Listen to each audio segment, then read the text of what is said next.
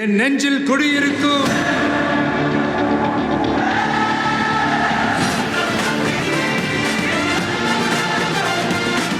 உங்க toilet cleaner bison toilet cleaner குவாலிட்டியை விட பெட்டர்னு நிரூபிச்சா உங்க மொத்த பணமும் ரீஃபண்ட். பைசன் டாய்லெட் கிளீனர் இப்போது 79 ரூபாயில்.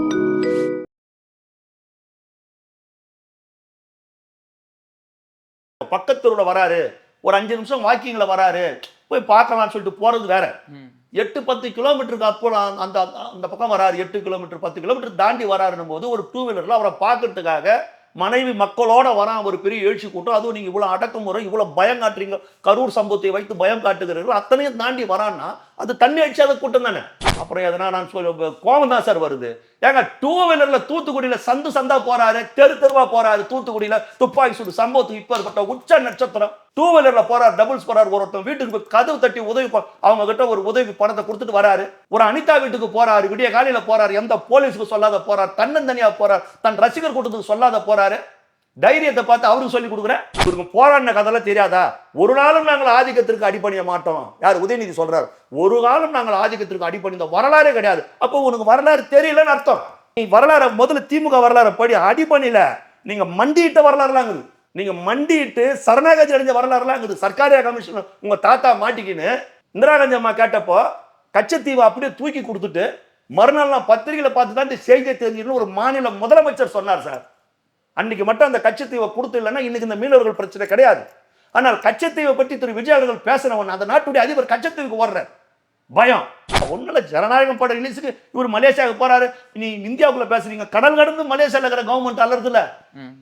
கொடியெல்லாம் இங்க காட்டக்கூடாது, கொடியெல்லாம் எடுத்து கூடாதுன்னு சொன்னதா காவல்துறை வந்து நிபந்தனைகள்லாம் விதிச்சுதான் சொல்றாங்க. அந்த பேட்ச் குத்தக்கூடாது, அரசியலை பத்தி பேசக்கூடாது, அது அந்த மஞ்சளும் சிகப்பும் எதுவும் இருக்கக்கூடாது, அப்படி வரಗಳ பெண்கள் கூட முகத்துல மஞ்சள் பூசக்கூடாது, குங்குமம் வைக்கக்கூடாது, அந்த கலரே இருக்கக்கூடாதுன்ற அளவுக்கு இருக்குது சார் கலர் நிலவரம். அப்போ மலேசியாவே அதிருது சார். இவர் இன்னைக்கு தான் போறாரு, மலேசியாவை அதிருது. அப்புறம் இங்க என்ன சார் இந்தியாவில் சொல்லுங்க? உதிர்றாங்களா, தடன்னு உதிர்றாங்களா சார்? புயல் போய் அங்கே போய் இறங்கி இருக்குதுல்ல மலேசியாவில். ரெட்ரோலுக்ஸ் நேயர்களுக்கு வணக்கம். இன்றைய சிறப்பு நேர்காணலில் நம்மளுடன் இணைந்திருக்கிறார் அரசியல் விமர்சகர் ஓட்டேரி ஜெயக்குமார் அவர்கள். வணக்கம் சார். வணக்கம். நல்லா இருக்கீங்களா? நல்லா இருக்கேன் சார். நீங்க எப்படி இருக்கீங்க? நல்லா இருக்கேன் சார். தாவேக்கா கட்சி தொடங்கி கிட்டத்தட்ட ஒரு 2 வருட காலம் ஆக போகுது. கட்சி ஆரம்பிக்கும் போதே சொல்லியிருந்தாங்க, நம்ம கட்சியில் வந்து ஆட்சியிலையும் பங்கு இருக்குது, அதிகாரத்திலையும் பங்கு இருக்குன்னு சொல்லி ஒரு வெளியிட்டாங்க. அப்படி அறிக்கை வெளியிட்டுமே பார்த்தீங்கன்னா எந்த ஒரு கட்சியுமே கூட்டணிக்கு வந்து இன்னும் சேராமல் இருக்காங்க. இப்போ வரைக்குமே எந்த ஒரு அரசியல் கட்சிகளும் வந்து அவங்க கூட கூட்டணிக்கு சேராமல் இருக்குங்க. இது எப்படி பார்க்குறீங்க? ஏன்னா கிட்டத்தட்ட கூட்டணிகள் எல்லாமே மோஸ்ட்லி டிஎம்கே சைடு வந்து ஓகே ஆயிடுச்சு. அதிமுகவில் இன்னும் அந்த 2 கட்சி மட்டும்தான், தேமுதிகவும் பாமகவும் மட்டும்தான் இன்னும் மிஞ்சிய நிலையில். இன்னும் யாருமே வராதது நம்ம அது ஒரு பின்னடைவாக நம்ம பார்க்கலாமா? தாவேக்காக்கு ஒரு பின்னடைவாக நம்ம பின்னடைவுலாம் கிடையாது. திமுக கூட்டணி ஆல்ரெடி அவங்க அப்படியே இருக்கிறாங்க. அதில் பிரச்சனைகள் வருமானு தெரியல, வருவதற்கு வாய்ப்பும் இருக்குது. தேர்தலுக்கு இன்னும் 4 மாதங்கள் இருக்குது. இப்போ தான் இன்னும் பேரே போட ஆரம்பிக்கல. பேர் போடுறதுன்றது தேர்தல் தேதி அறிவிப்பு, படம் இன்னும் பேரே போடல. அதுக்கப்புறம் தான் வந்து நீங்கள் அவ்வளோ சீர கிளைமாக்ஸ் நான் கேட்டால் எப்படி அது? அதனால் அதுக்கு இன்னும் டைம் இருக்குது. அதுக்கு இன்னும் டைம் இருக்குது. அவர் ஆட்சியிலும் அதிகாரத்திலும் பங்குன்னு சொல்லியிருக்கிறாரு. நிச்சயமாக அதுக்கான வேலைகள் நடக்கும். முழு மெஜாரிட்டியாக வெற்றி பெற்றாலும் அதிகாரத்தில் பங்கு கொடுக்கும்னு சொல்லியிருக்கிறார். எப்படி சந்திரபாபு நாயுடு முழு மெஜாரிட்டியாக வந்தாலும் பவன் கல்யாணுக்கு துணை முதலமைச்சர் கொடுத்துருக்கிறாரோ, அதே மாதிரி முழு மெஜாரிட்டியாக நான் வெற்றி பெற்றாலும் நான் அதிகாரத்தில் பங்கு தருவேன்னு சொல்லியிருக்கிறாரு. இந்த 2 ஆண்டுகளில் கிட்டத்தட்ட 1.25 கோடியை தாண்டி தமிழக வெற்றி கழகத்தில் உறுப்பினர்கள் இணைந்திருக்கிறாங்க. தமிழ்நாடு முழுவதுமே இந்த கட்சிக்கு ஒரு மிகப்பெரிய மக்கள் செல்வாக்கு, மக்கள் சக்தி இன்றைக்கு உயர்ந்து நிற்கிறது. தமிழ்நாடு முழுவதுமே கரூர் சம்பவத்திற்கு பிறகு தமிழக வெற்றி கழகம் விஸ்வரூபம் எடுத்து இன்றைக்கு தமிழ்நாட்டு அரசியலிலே நின்று கொண்டிருக்கிறது. கரூர் சம்பவத்திற்கு பிறகு தமிழக வெற்றி கழகம் இதோடு அழிந்து விடும், ஒழிந்து விடும், அதனுடைய கதை முடிந்து விடும் என்று நினைத்தவர்களுக்கு மத்தியில் தமிழக வெற்றி கழகம் இன்றைக்கு மட்டுமல்ல, அது என்றைக்குமே அழியாது, வற்றாத சமுத்திரம், அழியாத தொடர்கதை, அதன் மறுபெயர் தான் தமிழக வெற்றி கழகம் என்பதை இன்றைக்கு களம் நிரூபித்துக் கொண்டிருக்கிறது. விஜய் அவர்கள் வந்து இன்றைக்கு அவர்கள் புரட்சி தளபதியாக செங்கோட்டையன் சொல்வது போல புரட்சி தளபதி விஜய் அவர்கள் வந்து இன்றைக்கு அரசியல் களத்தில் வருகிறார் என்று சொன்னால் தமிழ்நாட்டு அரசியல் மாத்திரமல்ல, அடுத்து 25 ஆண்டுகளுக்கு அகில இந்திய அரசியலையே நிர்ணயிக்கக்கூடிய சக்தியாக புரட்சி தளபதி விஜய் அவர்கள் தான் திகழ்வார். தமிழ்நாட்டில் அடுத்த 25 ஆண்டுகளுக்கு மேலாக, 1/4 நூற்றாண்டுக்கு மேலாக இனி வரும் காலங்களில் தமிழக வெற்றி கழகத்தின் கொடிதான் பறக்கும். அதுதான் கள நிலவரம். ஆட்சிக்கு நம்ம யாரும் கூட்டணிக்கு வராதது காரணம் இது வந்து ஒரு புது கட்சின்ற ஒரு இது இருக்கு. இன்னும் அவரோட ஓட் பேங்கே என்னன்றது தெரியாம அவரை நம்பி வந்து வர மாட்டேங்கிறாங்கன்ற ஒரு பேச்சு. அதெல்லாம் நம்பி வரமாட்டேன்றாங்க, அதெல்லாம் கிடையாது. அவருடைய ஓட் பேங்க் என்னன்றது எல்லாருக்குமே தெரியும், தெரியாமலாம் இல்லை. பல உளவுத்துறை ரிப்போர்ட்லாம் வந்துருக்குது, எல்லாத்துலேயும் சொல்லியிருக்கிறாங்க. அவர் வந்து 30% கிராஸ் பண்ணிட்டாரு அப்படின்னு தான் சொல்கிறாங்க. கள நிலவரம் அதுதாங்க. ஒவ்வொரு இல்லங்களிலும் ஒவ்வொரு உள்ளங்களிலும் இன்றைக்கு தமிழக வெற்றி கழகம் இருக்குது. அப்புறம் மக்கள் நம்ம வீட்டில் இருக்கிற ஒரு பிள்ளையா, ஒரு அண்ணனா, ஒரு தம்பியா, ஒரு சகோதரனா அப்படி பார்க்குறாங்க அவரை. புரட்சித் தலைவர் எம்ஜிஆருக்கு பிறகு இந்த செல்வாக்கு இவருக்கு தான் இருக்குது. எப்பேற்பட்ட கூட்டம் பார்த்தீங்களே ஈரோட்டில், எவ்வளவு அடக்குமுறை அந்த கூட்டத்துக்கு, எவ்வளவு தொல்லை, எவ்வளவு தொந்தரவு கொடுத்தாங்க. நீங்கள் திருவண்ணாமலையில் திமுக நடத்தின கூட்டத்தையும் நீங்கள் ஈரோட்டில் நடந்த கூட்டத்தையும் நீங்கள் ஒப்பிட்டு பாருங்கள். திருவண்ணாமலை கூட்டத்தில் 1 லட்சம் சேரை போட்டு அதில் பேக்கேஜ் வச்சு, மிச்சர் வச்சு, ஸ்வீட் வச்சு, தண்ணி பாட்டில் வச்சு, ஸ்வீட்டு வச்சு, எல்லாத்தையும் வச்சு, நைனா ராஜா உட்கார்றா, ஒரு மணி நேரம் எங்கள் பேச்சை கேள்றான்னா உட்காருவதற்கு எவனும் தயாராக இல்லை. கண்ணு கட்டினதோட காலி சேர்களின் மாநாடு தான் அது நடந்தது. ஆனால் ஈரோட பாருங்க, சொல்ல முடியாத கூட்டம். 30,000-40,000 பேர் தான் சொல்றாங்கன்னா கூட்டம் திரண்டா என்னங்க பண்ண முடியும்? ஆனால் அந்த கூட்டத்தையும் பாருங்க, ஒரு பஸ் வச்சோ ஒரு வேனை வச்சோ அந்த கூட்டத்தை கொண்டு வரலையே. ஆயிரக்கணக்கான 2 வீலர்ல தண்ணி அடிச்சால வரான். ஒரு நடிகனை பார்க்க கூட்டம் வருவான், நடிகனை பார்க்க எங்க வருவான் கூட்டம்? இந்த ஆபீஸுக்கு பக்கத்துல இருக்கிற சிக்னலுக்கு வராருன்னா வருவான், இல்ல பக்கத்து தெருவுக்கு வருவான். இல்ல அந்த ஒரு பேச்சு என்ன வருதுன்னா, இவர் வந்து இதெல்லாம் ரசிகர் கூட்டம் தான். இது வந்து இந்த கூட்டம் ரசிகர் கூட்டம் கிடையாது. அதாவது அவருடைய ரசிகர்கள் தொண்டர்களா மாறி ரொம்ப காலம் ஆகுது. புரட்சித் தலைவர் எம்ஜிஆர் அவர்கள் கட்சி ஆரம்பித்த போது கூட ஒரு விசில் அடித்தாங்க குஞ்சுகள், இது ரசிகர் கூட்டம், இந்த கட்சி ஒரு 3 மாசம் இருக்காதுன்னு தான் சொன்னாங்க. ஆனா அந்த கட்சி தான் கிட்டத்தட்ட 13-14 ஆண்டு காலம் கருணாநிதி அவர்களை வனவாசத்துக்கு அனுப்பி வைத்து. ஆக இது சொல்லிக்கின்னு இருப்பாங்க ரசிகர் கூட்டம், இது இப்படிதான் இந்த கூட்டம்லாம் ஓட்டா மாதிரி சொல்லுவாங்க. நிச்சயமாக அது கிடையாதுங்க. நான் தான் சொல்றேனுங்க, இப்போ பக்கத்தூரில் வராரு, ஒரு 5 நிமிஷம் வாக்கிங்கில் வராரு, போய் பார்க்கலாம்னு சொல்லிட்டு போறது வேற.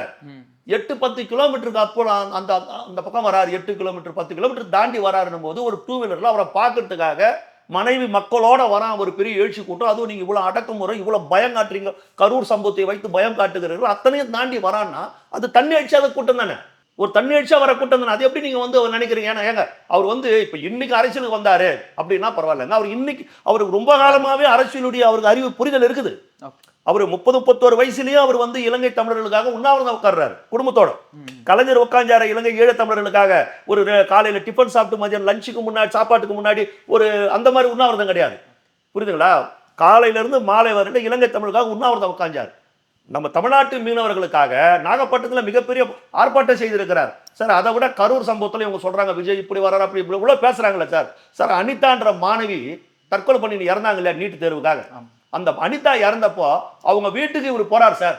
புரட்சித்தில் விஜய் போற எப்போ காலையில விடிய காலையில நேரத்துக்கு போய் கதவு தட்டுறாங்க. அவர் வீட்டில் இருக்கிறவங்க பயந்து அடிச்சு பிடிச்சி எழுந்துக்கிறாங்க. என்னடா திடீர்னு இவர் வந்து நிற்கிறாருன்னு, பதட்டப்படாதீங்க, நான் உங்களை பார்க்க தான் வந்திருக்கிறேன். ஒரு சேர் எடுக்கிறாங்க, சேர்லாம் தேவைக்கூடாது, கீழே தரையில உட்கார்றாரு சார்.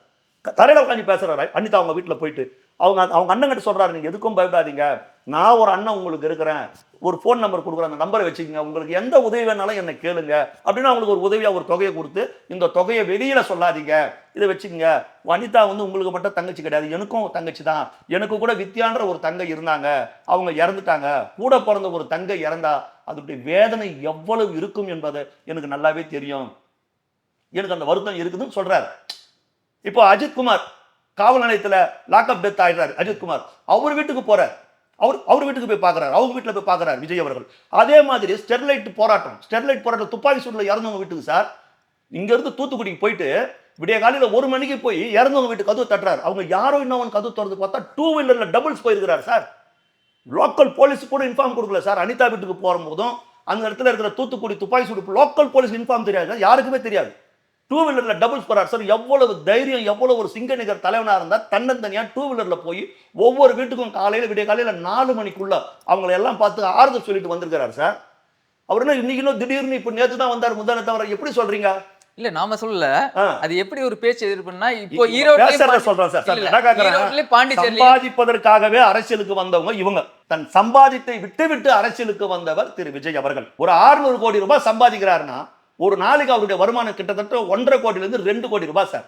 காலையில பொழுது விடிந்து ராத்திரி பொழுது போறதுக்காட்டி அவருடைய ஒரு நாள் வருமானம் 1.5 கோடியிலிருந்து 2 கோடி. இதையெல்லாம் இழந்துட்டு இந்த மக்களுக்காக வராருன்னும் போது அவரை போய் ஒரு சரித்திர தலைவனாக இருப்பவரை போய் சாக்கடை நண்டுகள் சீண்டி பார்ப்பதா? அது பேச்சே எப்படி எடுபடுதுன்னா, இப்போ நடந்த அந்த ஈரோட்டு நிகழ்ச்சியிலையும் சரி, மக்கள் சந்திப்பும் சரி, நம்ம பாண்டிச்சேரியிலையும் நடக்கும் சரி, விஜய் பேசும்போது பாத்தீங்கன்னா எல்லாரும் அந்த ஊரை பத்தின ஒரு பிரச்சனையை பத்தி பேசும்போது எல்லாரும் அமைதியா இருக்காங்க.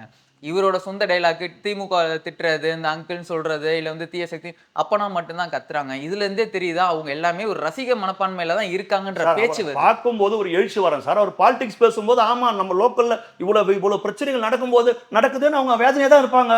அவங்களுக்கு யோசிப்பாங்க, ஆமா இதெல்லாம் இருக்குது, லோக்கல் பிரச்சனை இதெல்லாம் இருக்குது, ஆமா இருக்குதுன்னு அவங்களுக்கு அந்த எண்ணம் இருக்குதான் செய்யும். அவர் பார்த்து லோக்கல் விஷயத்தை பேசும்போது இவங்க கத்திக்கின்னு அமங்கலம் பண்ணிட்டு இருந்தாங்கன்னா அது சரியா சார்? அது அவர் லோக்கல் விஷயங்களை பேசுறாரு, மக்கள் பிரச்சனை பேசும்போது அமைதியா தான் கேட்கணும்.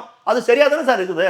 அவர் மற்றபடி பேசும்போது இப்போ அவர் ஒன்றும் இல்லை, சினிமா வசனம் பேசுகிறாருன்றாங்க. இன்னைக்கு கூட கள்ளக்குறிச்சிக்கு ஸ்டாலின் அவர்கள் போயிருக்கிறார். இன்னைக்கு கள்ளக்குறிச்சிக்கு போயிருக்கிறார் ஸ்டாலின் அவர்கள். அங்க போய் அவர் இதுக்கு முன்னாடி ஒரு கூட்டத்தில் பேசுறாரு, என் கேரக்டரையே புரிஞ்சிக்க மாட்டேன்றீங்களே ஒரு கூட்டத்தில் பேசுறாரு. இன்னைக்கு சொல்றாரு நான் ரெடி நீங்க ரெடியா? முதலமைச்சர் அவர் தான் சினிமா டைலாக் பேசுறாரு சார். நான் ரெடி நீங்க ரெடியா? மக்கள் நினைக்கிறான் நாங்க எப்போ ரெடி ஆயிட்டோம் உங்களை வீட்டுக்கு அனுப்புறதுக்கு, நாங்க தயாரா தான் இருக்கிறோம், மக்கள் தயாரா. அன்னைக்கு அங்க போய் சொல்றாரு. அப்போ போட்டி வந்து தாவேக்கான்றது முடிவு பண்ணிட்டாங்க. திமுக தாவேக்காக்கும் தான் சார் போட்டி. அதுல என்ன சார் சந்தேகம்? கல நிலவரம், கல உண்மையான நிலவரம் அதுதானே சார். அவர் ஈரோட்ல இருந்து வராரு சார். திமுக அவர் சென்னை வந்து சேரல சார், போஸ்டர் ஒட்டுறாங்க சார். ஈரோட்டுக்கு வந்தீங்களே, கரூருக்கு போனீங்களா? சரி நீ போஸ்டர் ஒட்டுற. இப்ப தாவேக்கா தொன்ன போஸ்டர் ஒட்டட்டுமா? கள்ளக்குறிச்சிக்கு வந்தீங்களே 67 பேர் சாராயம் குடிச்சு செத்து போனானே, கள்ள சாராயம் குடிச்சு, அவன் வீட்டுக்கு போனீங்களா? அவன் போஸ்டர் ஒட்டாங்க, போலீஸ் விட்டுருமா போஸ்டர் ஒட்ட? சொல்லுங்க. விடாது. போலீஸ் விடுமா போஸ்டர் ஒட்டுறதுக்கு? இப்ப கள்ளக்குறிச்சிக்கு போனீங்களா? 67 பேர் வீட்டுக்கு போனீங்களா? போல. ஆனா விஜய் அவர்கள் சம்பவத்துல, கரூர் சம்பவத்துல பாதிக்கப்பட்டவர்களை கூப்பிட்டு அவர் அங்க போறதுக்கு இவங்க அலோ பண்ணல சார். என்ன போக வேண்டியது தானே? அப்புறம் எதனா நான் சொல்ல கோபம் தான் சார் வருது. ஏங்க 2 வீலர்ல தூத்துக்குடியில சந்தா போறாரு, தெருவா போறாரு, தூத்துக்குடியில துப்பாக்கி சூடு சம்பவத்துக்கு இப்ப ஏற்பட்ட உச்ச நட்சத்திரம் 2 வீலர்ல போறாரு, டபுள்ஸ் போறாரு. ஒருத்தன் வீட்டுக்கு போய் கதவு தட்டி உதவி, அவங்க கிட்ட ஒரு உதவி பணத்தை கொடுத்துட்டு வராரு. ஒரு அனிதா வீட்டுக்கு போறாரு, விடிய காலையில போறாரு, எந்த போலீஸுக்கு சொல்லாத போறாரு, தன்னந்தனியா போறாரு, தன் ரசிகர் கூட்டத்துக்கு சொல்லாத போறாரு. தைரியத்தை பார்த்து அவருக்கு சொல்லி கொடுக்குறேன். நீ கரூர் சம்பவம், நீ அவர் உள்ள கரூருக்குள்ள வந்து மறுபடியும் பிரச்சனை வரும் சார். அவர் அனிதா கிட்டே அவங்க அண்ணன் கிட்ட சொல்றாரு, நான் இறுதி அஞ்சலி செலுத்துவதற்காக நான் வந்திருப்பேன் அனிதாவுக்கு, ஆனா நான் வந்தா அந்த நோக்கமே மாறிடும், கூட்டம் வேற மாதிரி போயிடும், அதனாலதான் நான் அப்ப வரல இப்ப வந்தேன் அப்படின்னு அவர் சொல்றாரு. அவங்க அண்ணன் சொல்றாரு. ஐயோ அவர் ரொம்ப வேதனைப்பட்டார். ஆனா இந்த கரூர் சம்பவத்துல அந்த அவங்க எல்லாம் பேட்டி கொடுக்குறாங்க. எங்க காலில் விழுந்து மன்னிப்பு கேட்டாரு. அவரா சார் பண்ணாரு? அவரை பார்க்க வந்தாங்க. அவர் ஒரு பெரிய இடமா கொடுங்க. அதுக்கு முந்தின கூட்டத்திலே நாகப்பட்டினத்தில் கேட்கிறாரு, நாங்க உங்ககிட்ட என்ன கேட்கறோம், ஒரு பெரிய இடமா கொடுங்க, எதுக்கு ஒரு சின்ன இடத்துல எங்களை போட்டு அடைக்கிறீங்க, உங்களுடைய எண்ணம் தான் என்ன ப்ரோ, உங்களுடைய பிரச்சனை தான் என்ன ப்ரோ, நீங்க என்னதான் ப்ரோ சிந்திக்கிறீங்க கேட்டாரா இல்லையா? அவங்க எண்ணம் என்னன்றதுதான் கரூர்ல தெரிஞ்சு போச்சு. இது நடக்கணும்ன்றதுக்காக. ஆமாங்க, உங்க எண்ணம் தான் தெரியுதாங்க. கரூர்ல 10 ரூபாய் பாட்டிலுக்கு 10 ரூபான்னு பாட்டு பாடுறாரு. பாட்டு பாடின கொஞ்ச நேரத்தில் ஒரு பெரிய கூட்டம், அப்படியே டைட்டா ஒரு கூட்டம் இருக்கும்போது ஒரு சின்ன லட்டி சார்ஜோ ஒரு சின்ன கல்லோ வந்து விழுந்தா கூட கூட்டத்தில் ஒரு நெரிசல் வரதானே சார் செய்யும். அது எப்படி வராமல் இருக்கும்? எப்படி இவ்வளவு 10,000 பேர் 20,000 பேர் வராங்க, இவ்வளவு பெரிய கூட்டம். அப்புறம் உளவுத்துறை எதுக்கு இருக்குது? போலீஸ் எதுக்கு இருக்குது? பொங்கல் சாப்பிட்டு பத்துக்கிறதுக்காக இருக்குது போலீஸ் சிந்திக்காதா? ஏங்க தொடர்ந்து இத்தனை மாவட்டத்தில் வராரு, மக்கள் தன்னெழுச்சி இவ்வளவு பேர் வரான். அப்போ கரூர்ல இந்த இடத்துல எவ்வளவு பேர் வருவான் போவான் போலீஸுக்கு தெரியாதா? ஏங்க இவ்வளவு கிரௌட் ஆகுது, இதுக்கு மேல உள்ள கிரௌட் போகாதுன்னு சொல்ல மாட்டாங்களா? சொல்லுங்க. நீ 10 மணிக்குள்ள வரணும். அவர் 7 மணிக்கு தானே வந்தாரு. அவர் 11 மணிக்கு வந்தார். 10 மணிக்கு வரட்டு 11 மணிக்கு வந்தாதான் தப்பு. 10 மணிக்கு வரணும், 7 மணிக்கு தானே வந்தாரு. அவர் என்ன ஸ்டார் ஹோட்டல்ல படுத்துன்னு இருந்தாரு? ஏர்போர்ட்ல இருந்து வந்துருக்காரு. வழியை விட்டாதானே வருவாரு. வழி விட்டாதானே வருவாரு. அதை போலீஸ் தானே ஏற்படுத்தி கொடுக்கணும். போலீஸ் தானே வழி ஏற்படுத்தி கொடுக்கணும். போலீஸ் ஏற்படுத்தி கொடுக்கணும். அவர் என்ன பண்ணுவாரு? இப்ப கூட ஈரோடுக்கு போனாரு. ஏர்போர்ட்ல இருந்து வரதுக்காட்டி போதும் ஆகி போச்சு. ஜனம் அங்கங்க நின்று கத்துறாங்க. அவர் கொம்முன்னு கார்ல வந்துட்டாரு. பாக்குற பப்ளிக் நினைப்பான், ஒரு இடத்துல பப்ளிக் நான் நினைப்பான், நாங்க நமக்கு கத்துறோம், அவர் இன்னும் கூட பார்க்க மாட்டேன்றாரு நினைப்பான். அப்படி நினைக்கணும் யோசிப்பான், லாஜிக்கா அப்படி யோசிப்பான். அதுக்கு ஆனா அவர் நின்னா ஒன்றும் பண்ண முடியாது. அவர் என்ன பண்ணுவார்? ஆனா இந்த மக்களுக்கு நல்லது செய்யணும், ஏதாவது ஒரு மாற்றம் இவங்களுக்கு கிடைக்கணும். இவங்க காலத்துக்கும் இவ்வளவு கஷ்டப்படுறாங்களே. இன்னைக்கு கூட பாருங்க, ஆசிரியர்கள் போராட்டம் பண்றான். இன்னைக்கு முதலமைச்சர் கள்ளக்குறிச்சிக்கு போறாரு, நான் அதை பண்ணிட்டேன் இதை பண்ணிட்டேன்னு அங்க போய் பேசுறாரு.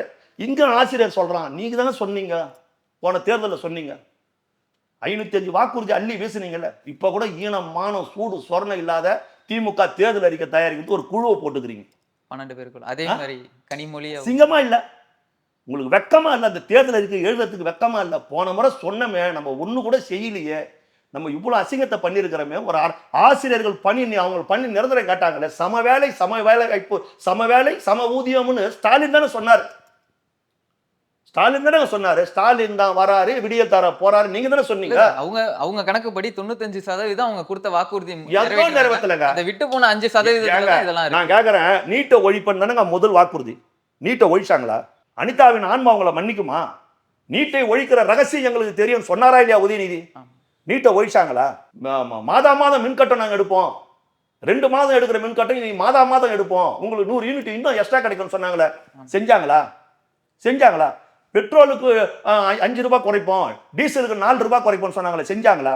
கேஸுக்கு 100 ரூபாய் மானியம் தரேன்னு சொன்னாங்களே, கொடுத்தாங்களா? கல்வி கடன் ரத்து பண்ணுவோன்னு சொன்னாங்களே, செஞ்சாங்களா? பழைய ஓய்வூதிய திட்டத்தை கொண்டு வருவோன்னு சொன்னாங்களே, செஞ்சாங்களா? இந்த ஆசிரியர்கள் இடைநிலை ஆசிரியர்கள்லாம் பணி நிரந்தரம் செய்யப்படுவார்கள் சொன்னாங்களே, செஞ்சாங்களா? எதையாவது செஞ்சாங்களா சார்? ரோடு ஒழுங்காகுதா சார்? ரோடு ஒழுங்காகுதா? நேற்று கூட மதுரையிலேருந்து ஒரு பஸ் புறப்பட்டு வருது சார், சொகுசு பஸ். கடலூர் கிட்ட வரும்போது அந்த பஸ்ஸுடைய முன்பக்க டயர் வெடிச்சு போச்சு சார். ஒரு பப்ளிக்கா சோசியல் ரெஸ்பான்ஸ் இருக்கிற நம்ம சிந்திக்கணும்.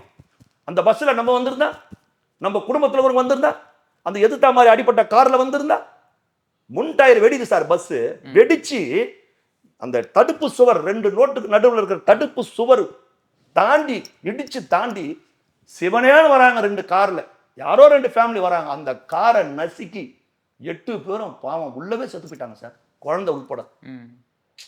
எவ்வளவு கனவுகளை சுமந்து கொண்டு அந்த குடும்பங்கள் போச்சோ. அந்த குடும்பத்தில் இருக்கிறவங்க எவ்வளவு சந்தோஷமா, அந்த குடும்பத்தின் எப்பேற்பட்ட ஒரு இடியாப்ப இந்த செய்தி அந்த குடும்பத்தில் விழும். அப்ப இதெல்லாம் யார் பார்க்கணும்? அந்த டிரைவரை கைது பண்றீங்க, பணிமனை அதிகாரி மேல நடவடிக்கை இல்லையா? அந்த அமைச்சர் மேல நடவடிக்கை இல்லையா? சிவசங்கர் மேல பஸ் டயர் எப்படி? இதெல்லாம் யாருங்க பாக்குறது? இதெல்லாம் யார் செய்ய முடியும்? எல்லா உயிரும் உயிர் தானே சார். இப்போ முரசொலி மாறன் இருக்கிறார், வாஜ்பாய் அமைச்சரவையில் வெளியே வராத உள்ள அவங்க இருந்தது காரணமே முரசொலி மாறன் ரொம்ப சீரியஸா ஹாஸ்பிட்டலில் படுத்திருந்தார். ஒண்ணுமே அசைவே கிடையாது. ஆனா அவரு உயிரை காப்பாத்துறதுக்கு மட்டும் அவ்வளவு கஷ்டப்பட்டு, எதெல்லாம் உயிர் தான், அவரு தானே உயிர் தான். அந்த ஏழை மக்களோட உயிர் சொல்லுங்க. அந்த டயர் எந்த அரசு பஸ் சரியாகுதா? படிக்கட்டு சரியாகுதா? பஸ் ஒழுகுது? எதுவுமே சரியில்லை சார். ரோடு சரியில்லை சார். ரோடு சரியில்லை சார். இந்தியாவிலேயே அதிகமாக சாலை விபத்துகள் நடக்கிற மாநிலம் தமிழ்நாடு தான் நம்பர் 1. இன்னைக்கு பேசுறாரு முதலமைச்சர், பேசுறாரு தமிழ்நாடு நம்பர் 1. நான் சொல்றேன், சாலை விபத்துகள்ல தமிழ்நாடு தான் நம்பர் 1. நீங்க ஆய்வு எடுத்து பாருங்க. இந்தியாவிலே தற்கொலை செய்வதில் முதல் மாநிலம் நம்பர் 1 தமிழ்நாடு. இந்தியாவிலே தற்கொலைகள் அதிகமாக செய்து கொள்ளுகிற ஒரு மாநிலம் தமிழ்நாடு. இந்தியாவிலேயே அதிகமாக கடன் வாங்கி இருக்கிற மாநிலம் தமிழ்நாடு. 1952 இருந்து முதல் பொது தேர்தல் 52 இருந்து முதலமைச்சரா ஸ்டாலின் அவர்கள் பொறுப்பேற்றுக்கிற வரையில காங்கிரஸ் கட்சி, கலைஞர், எம்ஜிஆர், அந்த அம்மா, ஓபிஎஸ், எடப்பாடி எல்லாம் சேர்ந்து வாங்கின கடன் 4.5 லட்சம் கோடி. இவர் மட்டும் வாங்கியிருக்கிற கடன் 5 லட்சம் கோடி. மொத்தம் 9 லட்சம் இருக்குது. இப்போ வட்டி மட்டுமே மாதம் 68,000 கோடி கட்டுறோம், வட்டி மட்டுமே. அப்புறம் இவ்வளவு ஒரு நிர்வாக கோளாறு, இவ்வளவு ஒரு நிர்வாக திறமையில் அப்புறம் நாங்கள் ஒரு போலியா பேசிட்டு இருந்தா மக்கள் பார்க்குறாங்களே சார், எல்லாத்தையும் மக்கள் பார்க்குறாங்களே. இதைத்தானே கேள்வி கேட்குறது. நம்மளுக்கு ஒரு மாற்றம் வராதா? நமக்கு ஒரு விடியல் பிறக்காதா? இவங்க இப்படியே நம்மளை ஏமாத்தின்னு இருக்கிறாங்களேன்னு போது ஒருத்தர் வராரு, எதை பற்றியும் கவலைப்படாத ஒரு அரசாங்கம். ஒரு சத்துணவு சாப்பிட்றதுக்காக உட்காந்துக்கிற ஒரு 7ஆம் வகுப்பு படிக்கிற ஒரு மாணவன் தலையில அந்த பள்ளிக்கூடத்தின மதில் சுவர் உழுது சார். மதில் சுவர் உழுது சார். அந்த குழந்தை அங்கே நசுக்கி செத்து போயிட்டாங்க சார். என்ன நடவடிக்கை? யார் மேல நடவடிக்கை? அந்த ஹெட்மாஸ்டர் என்ன சொல்றாரு, இந்த செவரு சரியில்லைன்னு சொல்லிட்டு நாங்கள் ஏற்கனவே சொல்லிட்டோங்க பொதுப்பணித்துறைக்கு, பொதுப்பணித்துறை கட்டி கொடுக்கலன்னா பொதுப்பணித்துறைக்கும் மண்ணாடுறதுக்கும் களிமண்ணை கொள்ளடிக்கிறதுக்கும் நேரம் தெரியாது சார்.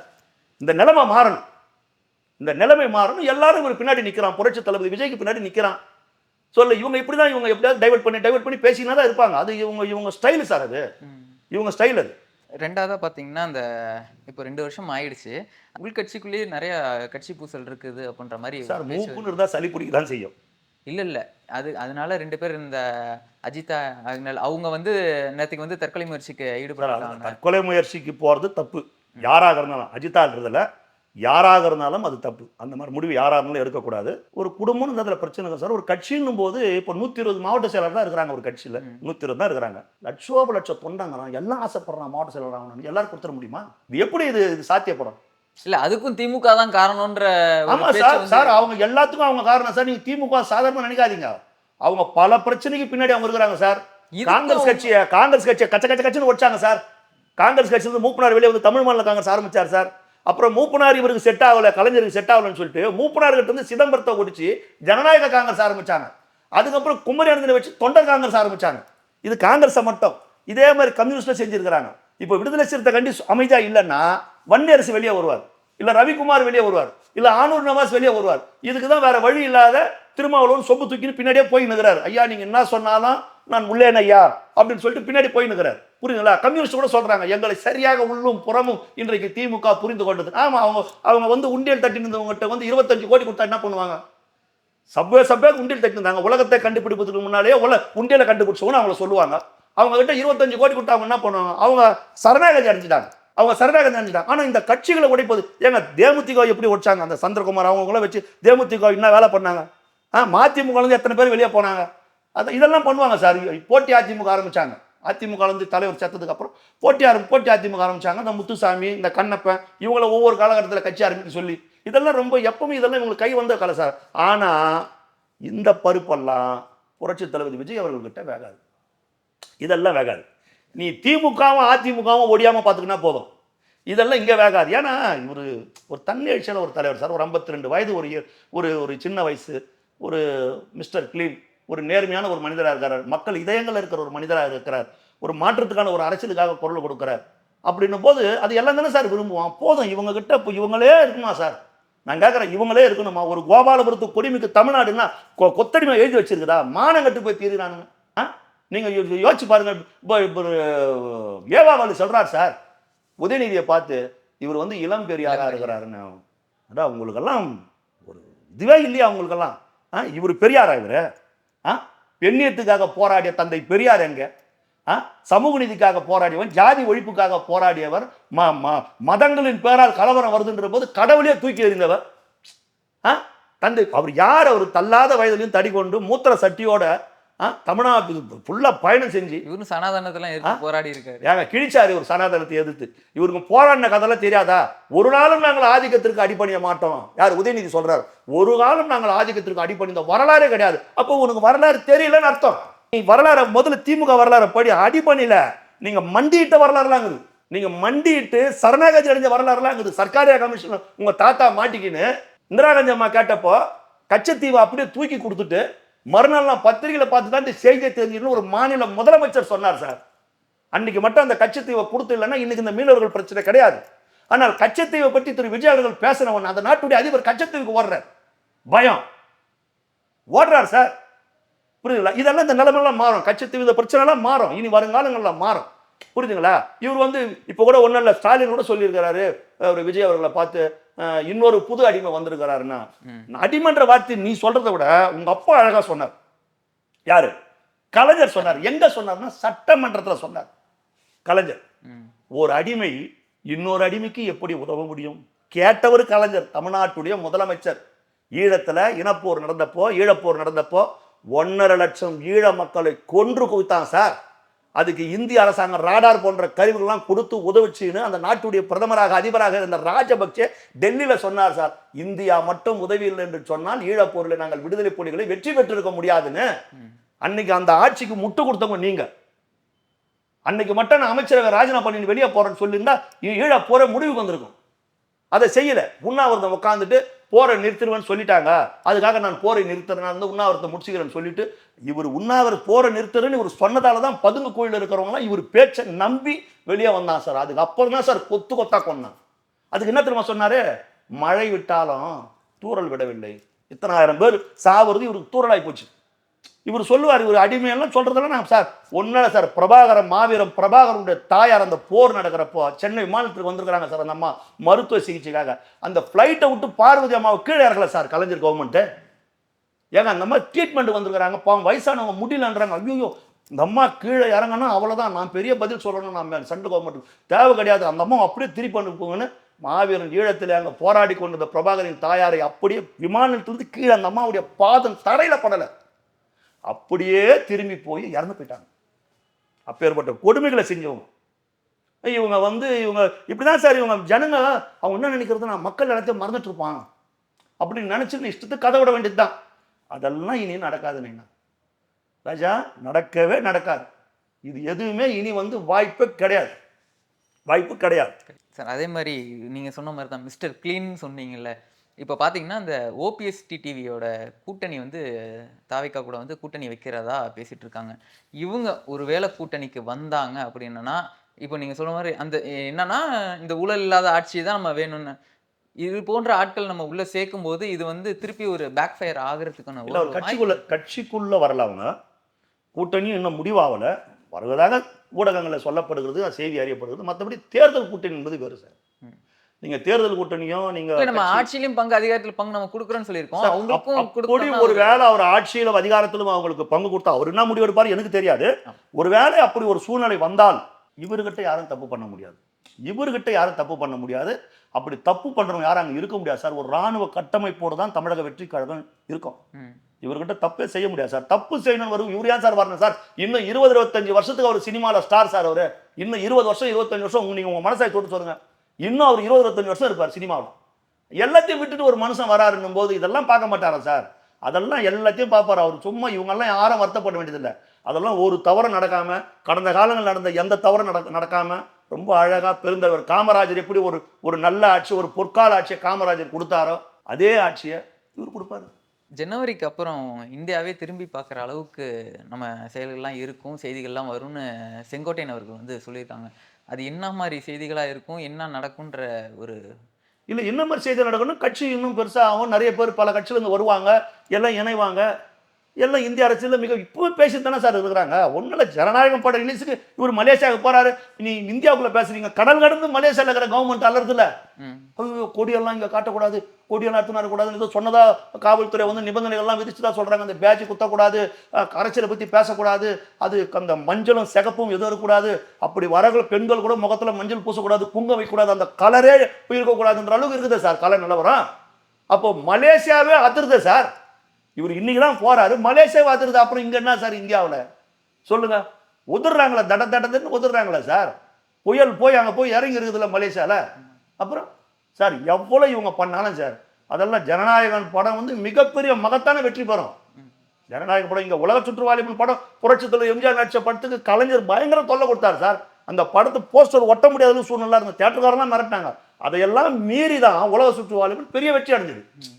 நீங்க ஒருத்தர் எவ்வளவு தொல்லை கொடுக்குறீங்களோ அவர் இன்னும் அவர் வந்து மக்கள் மத்தியில் இன்னும் செல்வாக்கு அதிகமாகும். அதெல்லாம் நீ ஒன்றும் பண்ண முடியாது, சும்மா இவங்க பேச வேண்டியது தான். அந்த ஜனநாயகனோட ஆடியோ லான்ச் வந்து நடக்குது, அதை பத்தி உங்களோட ஒரு பார்வை எப்படி இருக்கு? நல்ல வெற்றிகரமாக தான் நடக்கும், நல்லா ஆயிரக்கணக்கான ரசிகர்கள் கூடுவாங்க. இல்ல அதுக்கு இன்னும் இடம் பத்தலன்ற மாதிரி பேசிட்டு. ஆமா சார், இடம் பத்தாது சார். சார் அவர் என்ன சார் பண்ணுவார் பாவம், அவரா கூட்டிட்டு வராரு, இடம் பத்தாது சார். நிறைய பேர் இங்க ஆனா இங்க இருக்கிற இந்த மாவட்ட செயலாளர் எல்லாத்தையுமே அங்க கூட்டிட்டு போறதா ஒரு அவரெல்லாம் கூட்டிட்டு போல சார். இங்க இருந்து போறாங்க, இங்க இருந்து 120 மாவட்ட செயலர் இட்டுன்னு போனா மலேசியா ரொம்பிடுமா? இல்ல இவங்களே சார் இது அரசியல் இல்லன்னு அதுக்கப்புறம் அவங்க ஆர்வமா வரதானே சார் செய்வாங்க. கண்டிப்பா. இப்ப நானே தமிழக வெற்றி கழகத்துல இருந்தாலும் இன்னாரும் நான் மலேசியா டிக்கெட் எடுத்துன்னு போயிட்டு இருப்பேன்ல. கண்டிப்பா. அதெல்லாம் சும்மா சார், அதெல்லாம் எல்லாம் ஆர்வமா வரதான் செய்வான், பார்க்க தான் செய்வான், அவன் ஆசைப்படதான் செய்வான். அது எப்படி அவங்க தலைவனுடைய கடைசி படம் போது அவங்களுக்கு எவ்வளவு இருக்கும் சார் சொல்லு.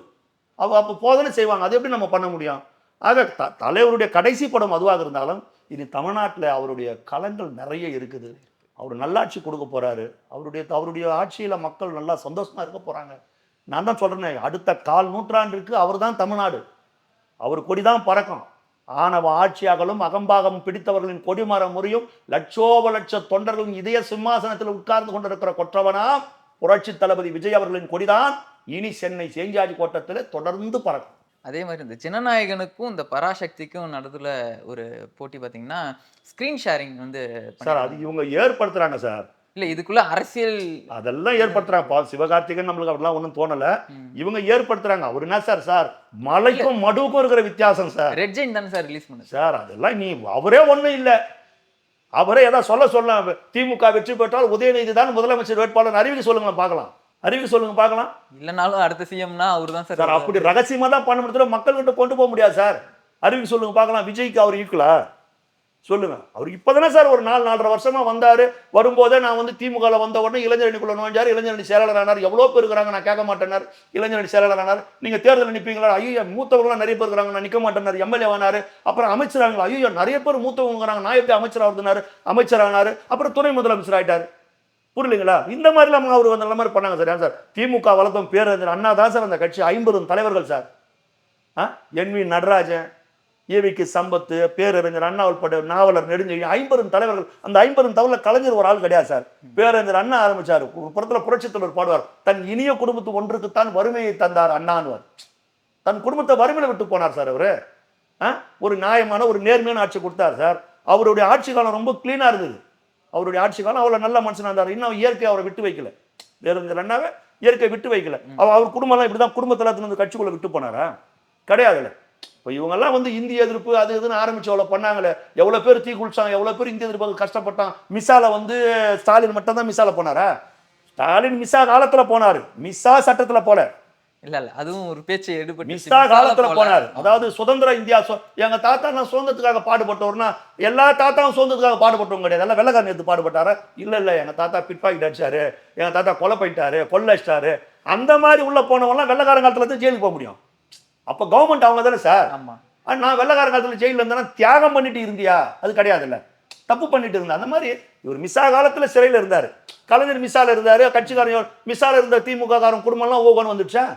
இந்திக்காக பாடுபட்டவங்க தீ குளிச்சவங்க எல்லாம் வந்துட்டாங்களா? அவங்க குடும்பம் எல்லாம் வந்துடுச்சா? சொல்லு. இவங்க குடும்பம் தான் சார் திமுக பட்டா போட்டு எழுதி வச்சிருக்குது. அப்போ தமிழ்நாட்டு மக்கள் அதை விரும்பல சார். எடப்பாடி பழனிசாமி அவர்கள் தொடர்ந்து அரசியல் பண்ண தப்பால திமுக ஜெயிச்சிச்சு போன தேர்தல். ஒரு எந்த ஒரு விஷயத்துக்குமே அவர் களத்துல இல்ல சார். களத்துல இல்லாத அவர் ஒருத்தரை பத்தி அதிமுகன்றது இப்போ இல்லைன்ற மாதிரியே அதிமுகன்றது அது நம்ம சொல்லக்கூடாது, நம்மளுக்கு வேதனையா இருக்குது. எடப்பாடி திமுக அப்படிதான் எடுத்துக்கணும். சரிங்களா? எடப்பாடி திமுக எடுத்துக்கணும், அது அதிமுக எடுத்துக்க முடியாது. இன்னைக்கு களம் திமுகவா? அந்த ஓட்டு எல்லாமே அந்த அதிமுக ஓட்டு எல்லாமே இப்போ விஜய் கிட்ட தான் வரும் சார். சார் அதிமுக புரட்சி தலைவர் எம்ஜிஆர் சொன்னது திமுகவை தீய சக்தின்னு. அம்மா சொன்னாங்க, கருணாநிதி தீய சக்தின்னு அம்மா சொன்னாங்க. உலகத்தில் எங்காவது ஒரு குடும்பம் கொள்ளையடித்து நீங்கள் பார்த்திருக்கிறீர்களா? அந்த அம்மா சொன்னாங்க, நீங்கள் பார்த்திருக்கிறீர்களா? தந்தை முதலமைச்சர், மகன் துணை முதலமைச்சர், இன்னொரு மகன் மத்திய அமைச்சர், பேரன் மத்திய அமைச்சர், மகள் மாநிலங்களவை உறுப்பினர், மகளின் மனம் கவர்ந்தவர் மத்திய அமைச்சர் அப்படின்னு பொதுக்கூட்டத்தில் சொன்னாங்க அம்மா. ஒரு குடும்பம் இந்த மாதிரி குளத்துல இருக்கிற அழுக்கை தின்று வளர்கிற மீன்களை போல ஒரு குடும்பம் நாட்டை நாசமாக்கணும் எங்கன்னா பார்த்துக்கிறீங்களா? அந்த அம்மா கேட்டாங்க இல்லைங்களா? அந்த அம்மா கேட்டாங்க. அதனால மக்கள் மத்தியில இது எல்லாமும் உள்ளுக்குள்ள இருக்குது. அது அதிமுக தொண்டன் ஒரு நாளும் திமுக ஏத்துக்க மாட்டான். அவன் தெரிஞ்சுக்கணும், எடப்பாடியுடைய சரி இல்லைன்னும் போது அவன் திமுகவுக்கு சரியான மாற்று தாவேகா தான், தமிழக வெற்றி கழகம் தான் சரியான மாற்றுன்றது அவன் முடிவு பண்ணுவான். நிச்சயமா முடிவு பண்ணிட்டான். அவன் முடிவு பண்ணிட்டான். எல்லாம் நிறைய பேர் என்கிட்ட பேசுறாங்க இல்லையா? அவன் முடிவு பண்ணிட்டான். அவனுக்கு என்ன ஒரே இது, திமுக வரக்கூடாது. இந்த திமுக எதிர்ப்புன்றது இப்போ தாவேக்காக்கு மாறிடுச்சு. ஆமா சார், அந்த ஓட்டு வங்கி எல்லாமே இப்போ தாவேக்காக்கு மாறிடுச்சு. திமுக எதிர்ப்புன்றது தாவேக்காக்கு வந்துடுச்சு சார். அவர் நிச்சயம் மிகப்பெரிய ஒரு மாற்றத்தை ஏற்படுத்துவார் சார். இவரும் 3 எழுத்து தானே சார். 67 அண்ணா இருந்து 3 எழுத்து புரட்சி பண்ணுச்சு. 77 புரட்சி தலைவர் எம்ஜிஆர் என்ற 3 எழுத்து புரட்சி செஞ்சுது. 2026 விஜய் என்ற 3 எழுத்து புரட்சி செய்ய போகுது. சரிங்களா? இது 3 எழுத்து மந்திரம் நடக்க தான் போகுது. பாருங்க. கண்டிப்பா சார். மீண்டும் அடுத்த ஒரு நிகழ்வுல நம்ம சந்திப்போம். நன்றி சார். என் நெஞ்சில் குடியிருக்கும்